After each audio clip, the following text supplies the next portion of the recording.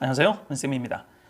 제가 유튜브를 찍어 오면서요, 처음에는 정말 주린이 분들을 위해서 천천히 제가 설명을 해오면서 쭉 해오다 보니까, 요즘은 제가 사실 주린이들의 어떤 대한 좀 배려를 좀 못해드렸던 것 같아요. 그래서 어느 날 오랜만에 만난 지인을 만나봤더니, 너무 어렵더라, 내용이. 그래서 아차 싶었던 거예요. 앞에서부터 못 본 분들을 위해서 기본적인 분석 같은 방법 같은 거, 그리고 용어 같은 거, 이런 거를 좀 설명을 해드려야 되겠구나, 이런 생각을 좀 가져서요. 자, 오늘 첫 번째 하는 부분은요, 분석 중에서는요, 일단 크게 기본적 분석이라는 게 있고요, 그리고 기술적 분석이라는 게 있습니다. 자, 기본적이라는 건 일반적으로 펀더멘탈이라고 하죠. 펀더멘탈, 즉 본질적인 회사의 가치를 보는 거고요. 그리고 기술적인 거는 저희들이 일반적으로 말하는 그 차트 있지 않습니까? 이 차트를 가지고 하는 건데요. 자, 일단 기술적인 분석은 다음에 하는 걸 하고요. 자, 오늘은 기본적 분석, 펀더멘탈을 가지고요, 분석하는 방법, 그리고 반드시 요것만큼은 좀 짚고 가자, 이런 차원에서 강의를 좀 한번 해보겠습니다. 크게 기업의 저희들이 판단을 할 때는요, 이 세 가지를 봐야 됩니다. 첫 번째가 성장성입니다. 그리고 안정성, 그리고 돈은 얼마나 많이 버는지 수익성을 봐야 되는데요. 자, 그러면서 그 성장성에는 제일 중요한 게 돈이 얼마가, 즉 매출이 얼마나 커져가고 있는지, 영업이익이 얼마나 커져가는지, 이런 부분을 좀 비교를 하는 거고요. 당연히 작년 분기 혹은 작년 대비 계속 올라가야 되겠죠. 그렇죠? 매출과 영업이익이 이렇게 우성장하는 그런 부분이 좋은 회사일 거예요. 자, 그리고 안정성, 이 부분은 우리가 재무제표라는 걸 좀 볼 줄 알아야 되는데요. 그 재무제표에서요, 유보율이라는 부분과 부채 비율. 자, 뭐 부채하면은 다들 잘 아시잖아요. 자, 유보율이라는 게 뭐냐면요, 한마디로 그 돈을 얼마나 남는 겁니다. 결국엔 모든 돈을 다 쓰고, 그리고 주주들에게 배당까지 다 해주고 나서도 남는 부분, 그게 유보율이거든요. 요게 많을수록 좋은 거잖아요. 그렇죠? 자, 그래서 이런 유보율과 부채 비율을 좀 확인을 하셔야 되고요. 자, 그리고 기업의 수익성. 수익성이라는 거는 쭉 돈을 얼마나 많이 남기느냐, 이 부분이잖아요. 당연히 영업이익 부분과 당기순이익이라는 부분을 주목을 해야 되는데요. 자, 이 당기순이익이라는 부분을 제가 설명을 한번 드리려면요, 제가 닭집을 하나 차렸습니다. 네, 치킨집이겠죠.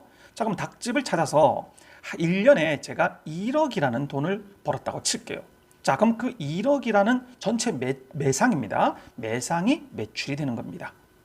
자, 그리고 그 매출 1억을 만들어내려면 일단 닭값이 들어가야 될 거 아닙니까? 그렇죠? 뭐 그다음에 뭐 기름도 있어야 되겠고, 밀가루도 있어야 되겠고. 자, 그런 부분이 원가가 되겠죠. 자, 원가를 빼줘야 되겠죠. 그럼 1억에서 예를 들어서 원가가 뭐 한 5천만 원이라고 생각을 할게요. 자, 거기다가 이번에는요, 집세, 광고비, 그리고 뭐 아르바이트생 같은 인건비, 이런 게 들어갈 거 아닙니까? 자, 그런 부분을 저희들이 판관비라고 하는 거예요.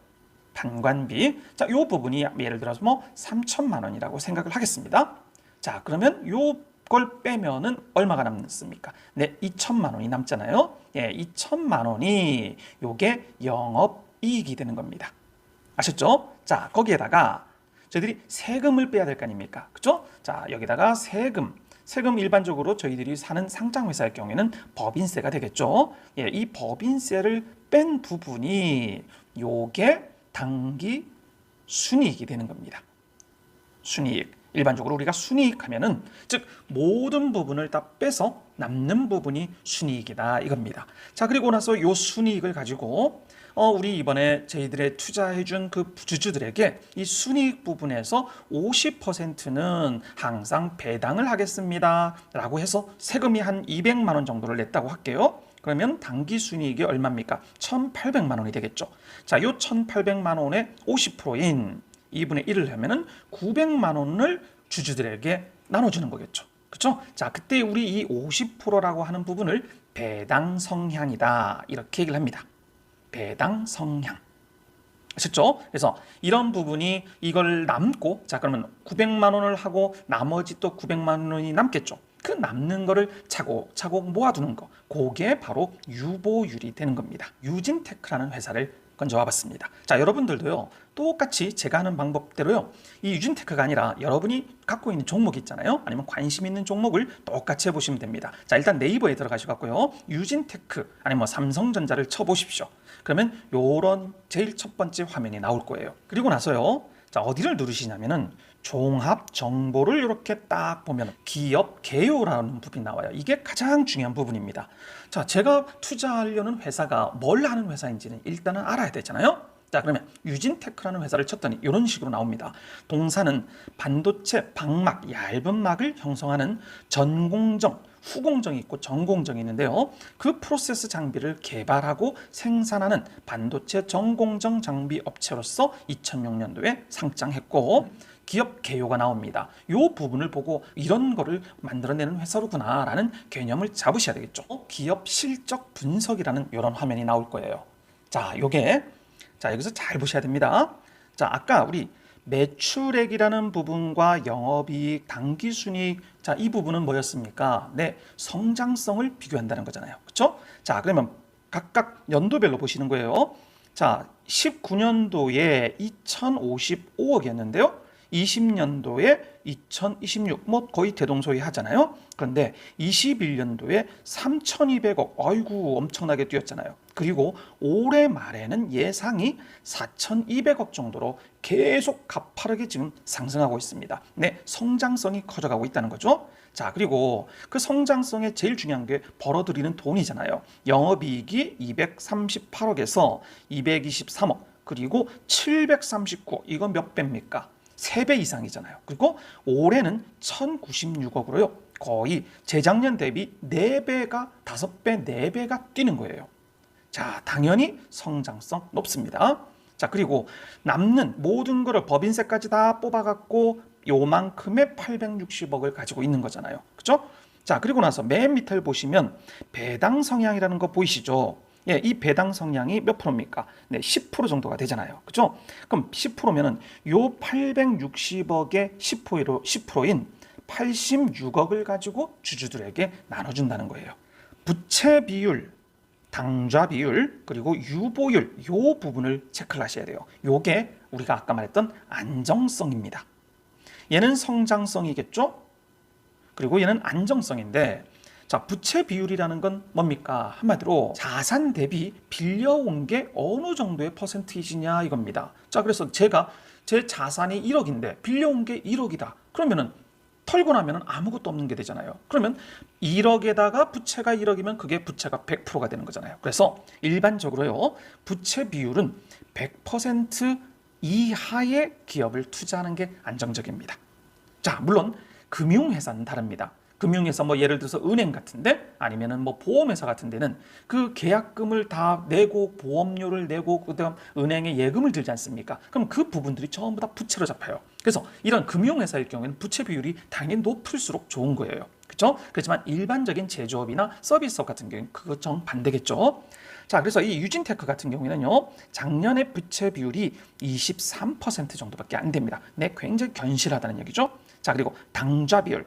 당좌 비율이라는 건 회사가 전환사채든 하여튼 무슨 사채 같은 거를 발행을 했을 거 아닙니까? 그럼 그 발행한 부분을 언제라도 가서 은행에 가서 이거를 뭐 그 날짜가 되면은 주시오 하면 바로 내줄 수 있는 그런 돈이에요. 즉 1년 이내에 당좌 비율은 1년 이내에 현금화할 수 있는 자산의 여부이다. 즉 기업이 뭐 위기가 와도 즉시 자산을 처분해서 빚을 막고 그리고 돈이 남느냐 안 남느냐 이걸 결정하는 부분입니다. 자, 그래서 당좌 비율이요 100% 이상이 되어야 당연히 남는 거겠죠. 그렇죠? 예, 그래서 이 당좌 비율은 100% 이하일 경우에는 조금 위험할 수가 있습니다. 자, 유진테크는 263%의 당좌 비율을 갖고 있으니까 뭐 2.6배 정도의 뭐 1년 내에 처분할 수 있는 돈이 있다는 거겠죠. 자, 다음 유보율. 자, 이 부분이 굉장히 중요합니다. 유보율이 지금 2,500%인데요. 결국엔 아까 제가 말씀드렸죠. 쓸 거 다 쓰고요. 그리고 기업이 그 배당도 다 하고 나서 남는 돈을 차곡차곡 은행이든 어디에다가 쌓아둘 거 아닙니까? 그 부분이 2,500%라는 거예요. 100%도 아니고 2,500이면 25배 정도를 보관을 하고 있다는 거예요. 굉장히 견실하고요. 그리고 요 유보율이 높으면요, 나중에 무상증자를 할 수 있는 가능성이 있습니다. 자, 무상증자라는 게 결국엔 그 증자를 회사 돈으로 해갖고 해주는 거잖아요. 그러면 당연히 그 주주들에게는요, 그만큼 그 주식을 더 받기 때문에 굉장히 긍정적인 부분이고요. 그다음에 그 회사의 값어치가 올라가고 주가가 올라갈 수 있는 굉장히 중요한 부분이 이 무상증자가 됩니다. 밑으로 내려와 보시면요. 자, 뭐 EPS가 있고 퍼가 있고 이런 영어가 나오니까 굉장히 어려운데요. 자, 일단은요, 뭐 EPS하고 퍼는 어떻게 보면 같은 개념이기 때문에요. 저는 요 퍼하고요, 그리고 이 PBR 부분만 조금 주의를 좀 해주면 좋을 것 같아요. 그리고 굉장히 중요한 부분입니다. 무시해서는 안 됩니다. 자, 일단 퍼라는 부분입니다. 빵집을 차렸습니다. 자, 빵집을 차려갖고 제가 1억이라는 돈을 들이고 빵집을 차렸어요. 자, 그런데 제가 1년에 버는 돈이 그 당기 순이익이 예를 들어서 다 쓰고 해서 1,000만 원을 벌었다 칩시다. 자, 그러면 이 1,000만 원을 제가 순수하게 번 거잖아요. 그렇다면 지금 제가 이 회사의 가치가 1억이라고 생각을 하면 몇 년을 벌면 1억이 되는 겁니까? 네, 당연히 10년이면 1억을 벌 수 있잖아요. 그렇죠? 자, 이렇게 제가 번 돈을 몇 년이면 지금 회사의 가치가 되는지를 따졌을 때 10년이라고 따지면 요게 퍼가 10이 되는 겁니다. 그런데 그 누군가가 우리 집이 굉장히 맛있는 빵을 만든다는 소문을 듣고요. 야, 니네 회사 나 2억을 줄게요. 2억을 줄 테니까 팔아라 라고 얘기를 하는 거예요. 자, 그러다 보니까 내 회사의 가치가 주식가가 굉장히 올라간 거 아닙니까? 그러면 지금 버는 돈은 똑같습니다. 1,000만 원. 그러면 몇 년을 해야 2억이 되는 겁니까? 네, 20년이 걸리겠죠? 그래서 그때는 퍼가 20이라는 퍼가 생겨난 거예요. 자, 그렇다면 생각해 보세요. 버는 돈은 일정합니다. 1,000만 원으로요. 증권 시장에서 내 회사가 1억이라는 가치를 받으면 그때는 퍼가 10이고 2억이라는 가치가 되면은 2억이 되는 거지 않습니까? 그러면 퍼가 10이 좋은 겁니까? 20이 좋은 겁니까? 네, 당연히 퍼가 10인 게 훨씬 좋다는 거죠. 저평가가 됐다는 거죠. 아시겠죠? 그럼 만약에 저는 분명 1,000만 원을 버는데 5천만 원밖에 지금 회사의 가치가 안 받고 있어요. 그러면 퍼는 5로 줄어들 거 아닙니까? 그럼 이것도 굉장히 저평가가 됐다는 겁니다. 이해되셨죠? 자, 그러면 이 퍼는 언제 쓰느냐? 동종업계. 자, 내 빵집과 그리고 옆집에 있는 똘똘이 빵집이 있습니다. 자, A라는 빵집, 똘똘이라는 B라는 빵집이 있을 때 똑같은 돈을 버는데 얘는 9천만 원이고요. 그리고 얘는 1억 2천만 원이라고 생각을 할게요. 그러면 얘는 지금 똑같이 벌었을 때 얘는 퍼가 얼마가 됩니까? 퍼가 9가 되는 거고요. 얘는 퍼가 12가 되는 거지 않습니까? 그러면 똑같은 가치라고 따졌을 땐 저희들은 어디에다가 투자를 해야 되겠습니까? 네, 당연히 A라는 회사에 투자를 해야 되겠죠. 이해되셨죠? 예, 퍼는 이렇게 사용을 하는 겁니다. 두 번째, PBR이 뭐냐면요. 한마디로 청산가치예요. 결국엔 이 회사가 부도가 나서 모든 거를 다 팔아갔고요. 땅도 팔고 기계도 팔고 그다음 남는 재고품도 다 팔았을 때 얼마가 남느냐 이겁니다. 지금 주가가 예를 들어서 아까 1억이라고 했습니다. 근데 그 1억에 다 팔고 나니까 집하고 건물하고 땅값 모든 걸 팔고 그다음 빚까지 다 팔고 나니까 자 1억이라는 돈이 남다 이거죠. 그러면 그게 얼마입니까? 네, PBR이 1이라는 거예요. 자, 그런데 지금 다 팔고 했는데 1억이 아니라 팔면은 10억이 남는 거예요. 물론 그럴 수도 있습니다. 당연히 예를 들어서 땅값이 엄청나게 뛰었다든지 하여튼 그런 경우에 그러면 그때는 PBR이 0.1인 거죠. 저평가도 엄청난 저평가가 되는 거죠. 그렇죠? 자, 반면 다 팔았는데 1억이 아니라 1,000만 원밖에 안 되더라 이겁니다. 1,000만 원. 그러면 PBR이 얼마입니까? 네, 10이 되는 거예요. 그러면 이런 회사는 나하면 깡통밖에 안 남는 거잖아요. 그렇죠? 그럼 1억을 투자하면 9천만 원은 다 손해가 본다니까 웬만하면 이런 부분은 투자를 하지 않는 게 맞다 이겁니다. 자, 그리고 하나만 더 기억을 하면요. ROE라는 부분은 조금 알아두시면 좋을 것 같아요. 자, 이 ROE는요. 자기 자본을 투자를 했을 때 얼마를 버느냐 이겁니다. 자, 그래서 쉽게 자, ROE가 10이 나왔어요. 10%. 그러면 내가 10억이라는 돈을 투자를 했는데 1년에 1억이라는 돈을 번다는 겁니다.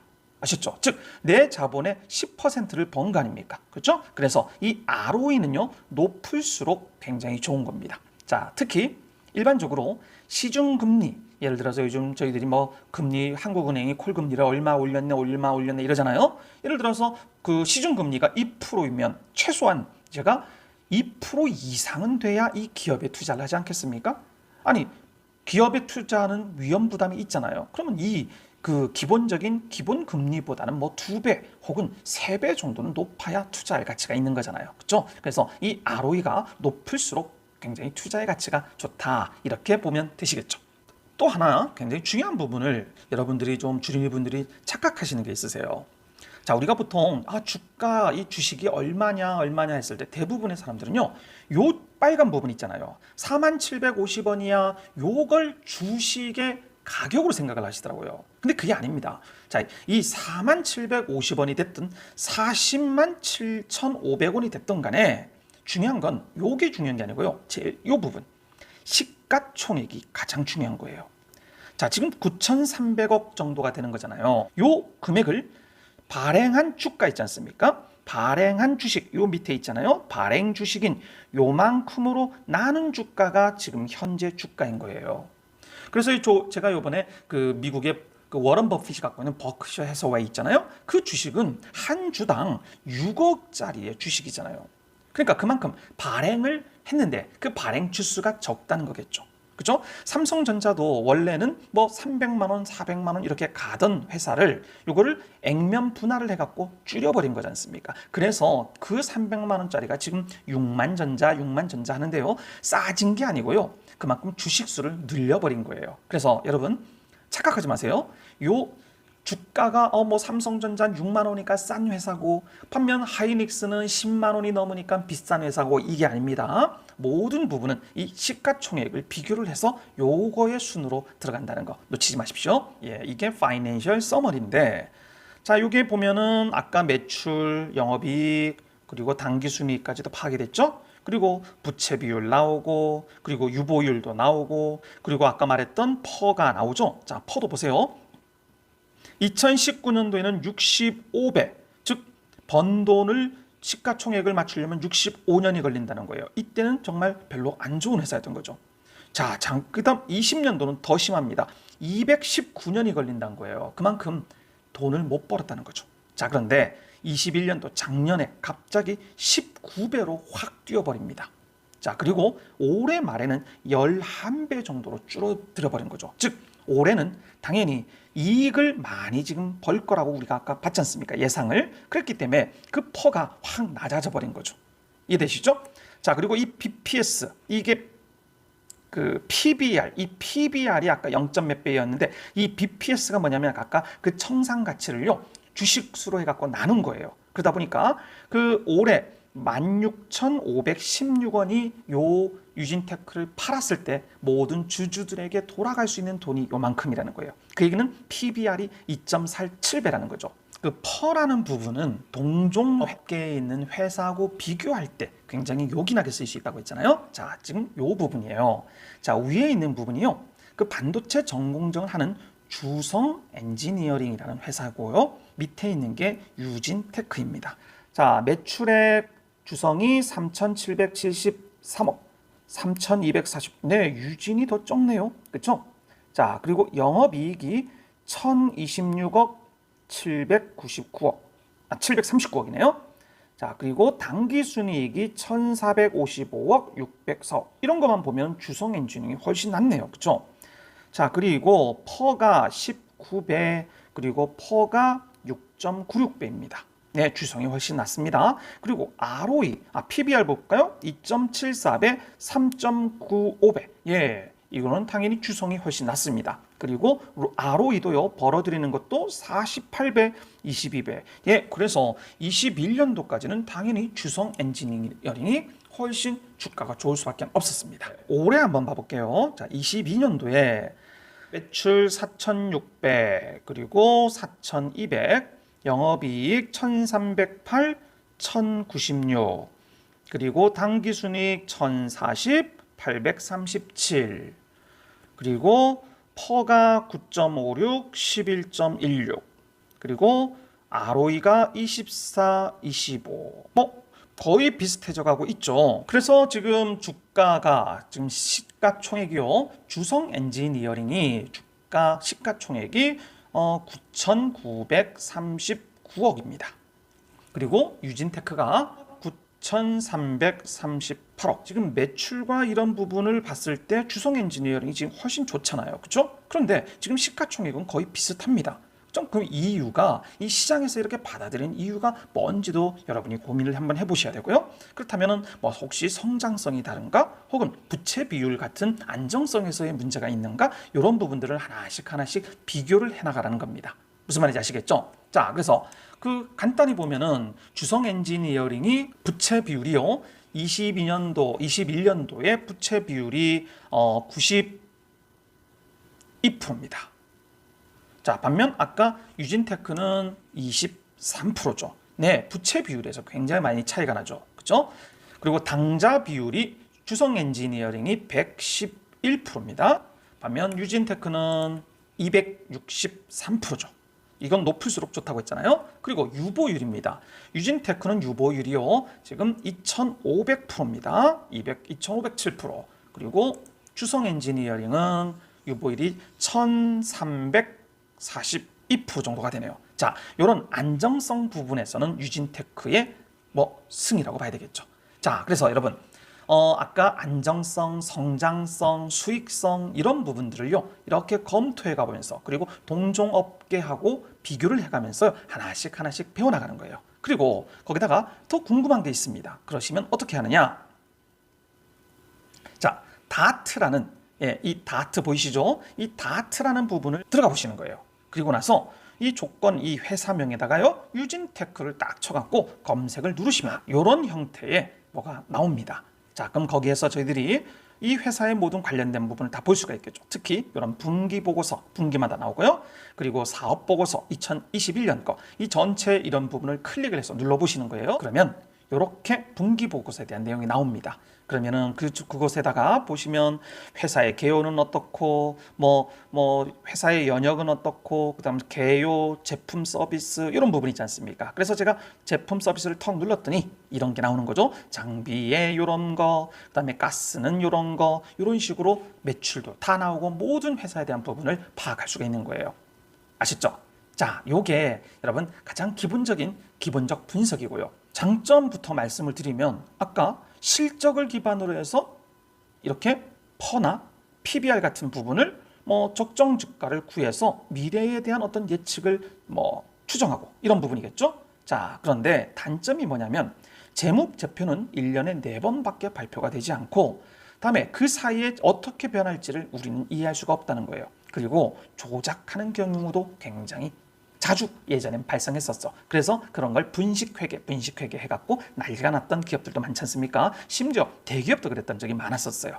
자, 그래서 계량화된 수치도 중요하지만 주가는 생각보다 심리적인 요인 혹은 기타 상황에 따라 움직이는 경우가 많기 때문에 변수들이 발생할 수가 있다 이겁니다. 이런 근본적인, 즉 펀더멘탈한 기본적 분석에다가, 그리고 다음에 그 기술적인 분석, 요 두 개를 같이 한꺼번에 파악을 하시면서요, 주식 투자를 해나가면요, 도움이 되지 않을까 싶습니다.